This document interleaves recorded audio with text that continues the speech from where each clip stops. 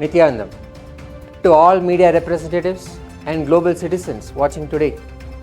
I stand before you today as the voice of countless indigenous communities worldwide who have endured centuries of systematic erasure, persecution, and exploitation, all perpetuated under the thin veneer of protection by the very institutions claiming to advocate for them.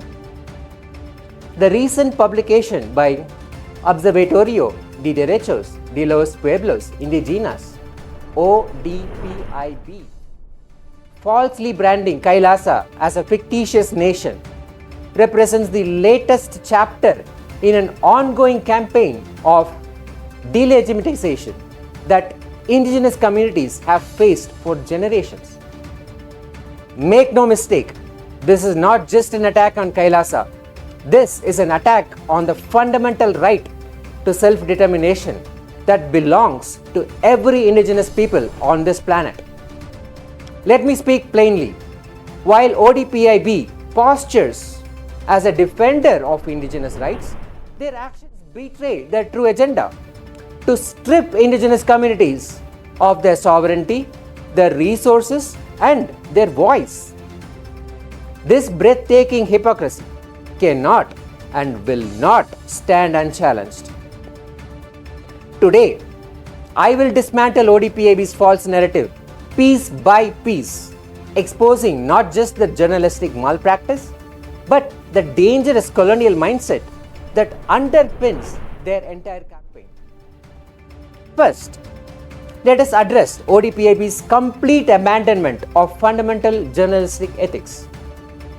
They deliberately omitted crucial facts about KAILASA's legitimate diplomatic relations and international standing, a textbook case of misinformation by omission.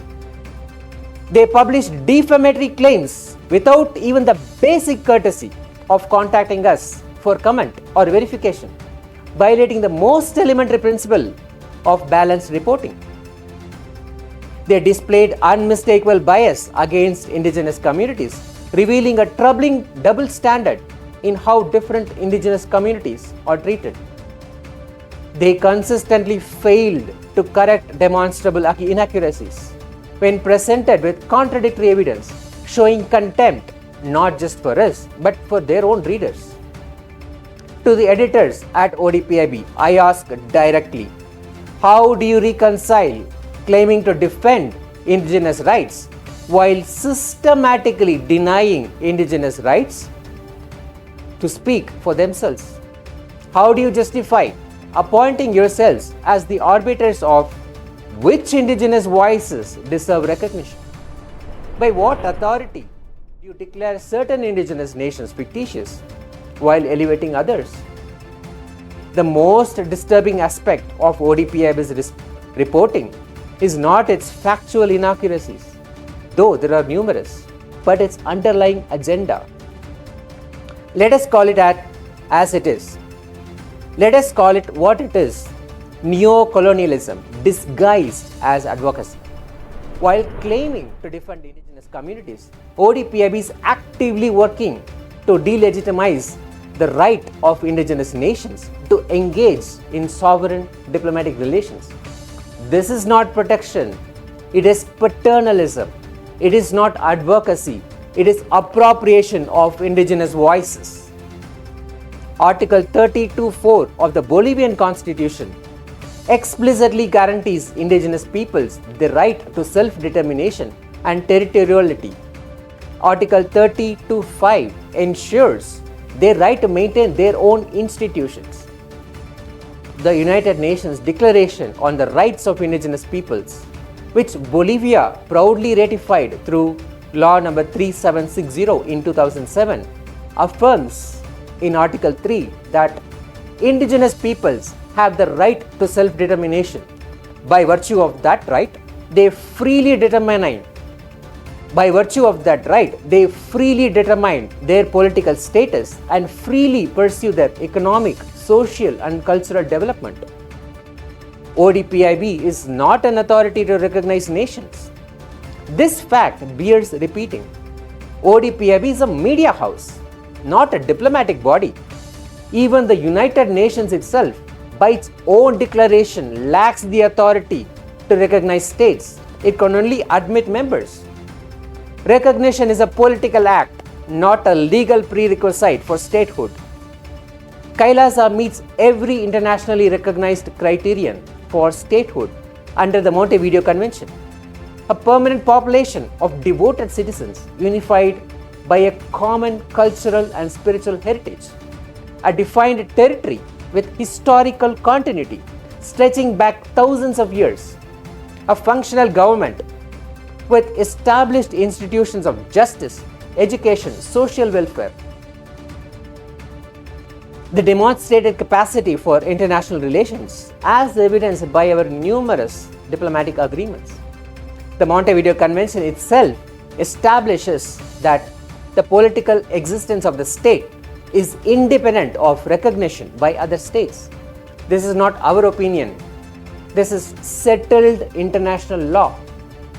Furthermore, KAILASA's judicial statehood is derived from the Supreme Pontiff of Hinduism's inheritance of 21 ancient indigenous sovereign states and ecclesiastical institutions, including the Suryavamsa Surangi Samrajya.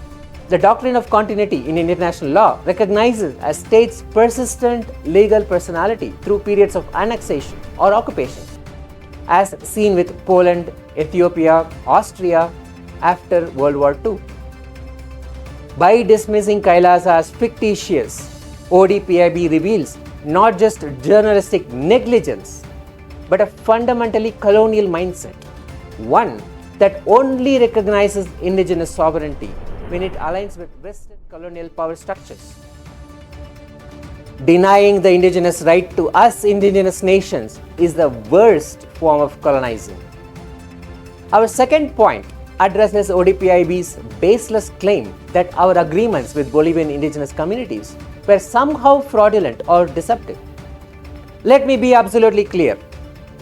Every treaty between KAILASA and indigenous communities in Bolivia was executed with meticulous attention to legal compliance, full transparency, and genuine informed consent. These agreements include a comprehensive prior and informed consent documentation signed by legitimate indigenous leaders, explicit acknowledgement of Bolivian sovereignty and legal frameworks, specific clauses ensuring that all relevant authorities are informed. There is clear language stating payment effectuated after ratification by competent authorities, provisions for cultural exchange, knowledge preservation, and sustainable development. These provisions ensure full compliance with Bolivian law number 465, ILO Convention 169, and the UN Declaration on the Rights of Indigenous People. These are not exploitative arrangements. They are conservation partnerships endorsed by indigenous leaders who retain their sovereignty under Bolivia's constitution. Article 403 of the Bolivian Constitution explicitly recognizes the ancestral territories of indigenous nations and their right to govern them in accordance with their own norms, procedures, and institutions. The agreement with KAILASA falls squarely within these protected rights.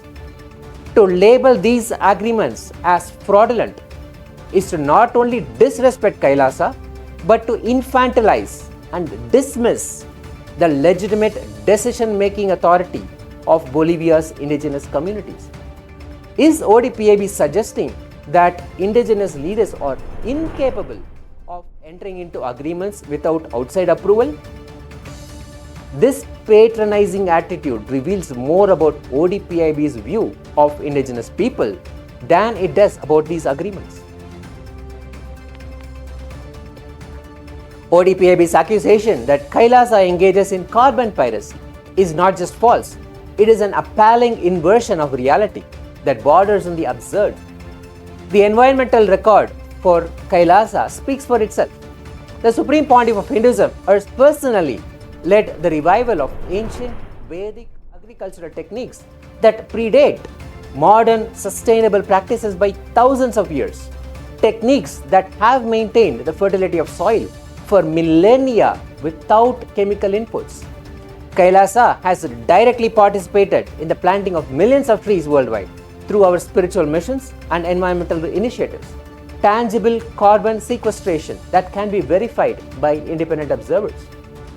We have established water conservation systems based on ancient Hindu science that have transformed arid regions into productive agricultural zones without depleting groundwater resources. Our communities worldwide practice vegetarianism at rates exceeding 95%, dramatically reducing our carbon footprint compared to the global average and demonstrating our commitment to ahimsa, non-violence toward all living beings.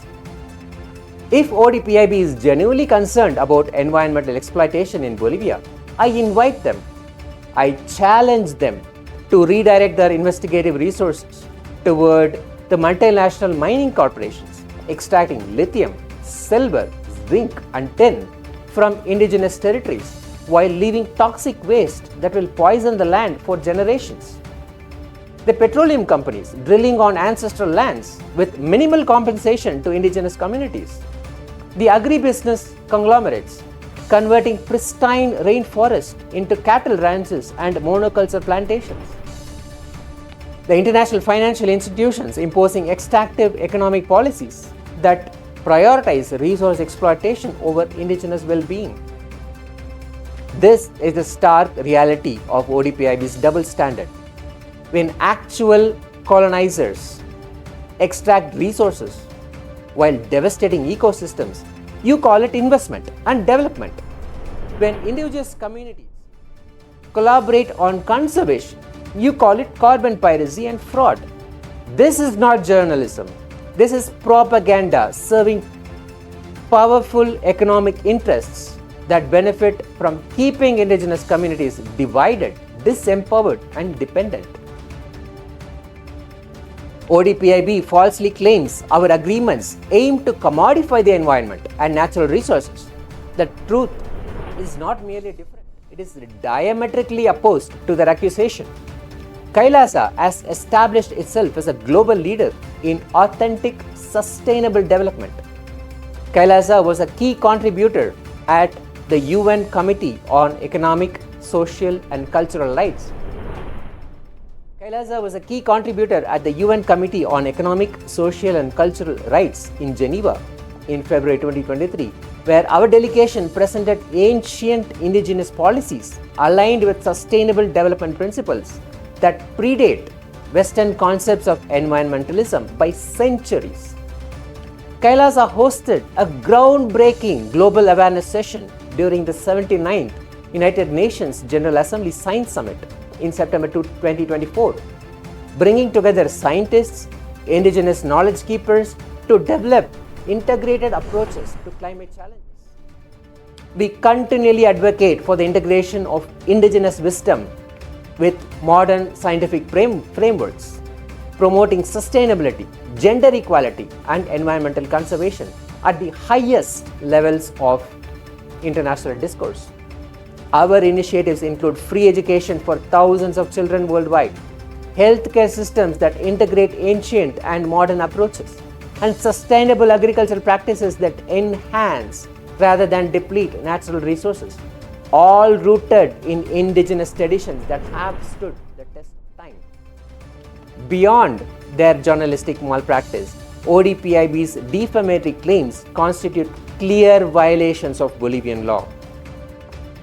Law number 45 against racism and all forms of discrimination explicitly prohibits discrimination, defamation against indigenous communities. Article 16 states in unambiguous terms, any form of racist or discriminatory behavior expressed through written, printed, electronic or any other means that humiliates, insults or discredits another person or group of persons based on their belonging to an indigenous nation will be sanctioned. Furthermore, Article 281 of the Bolivian Penal Code, modified under Law 45, criminalizes public defamation and discrimination with enhanced penalties when such actions target indigenous communities.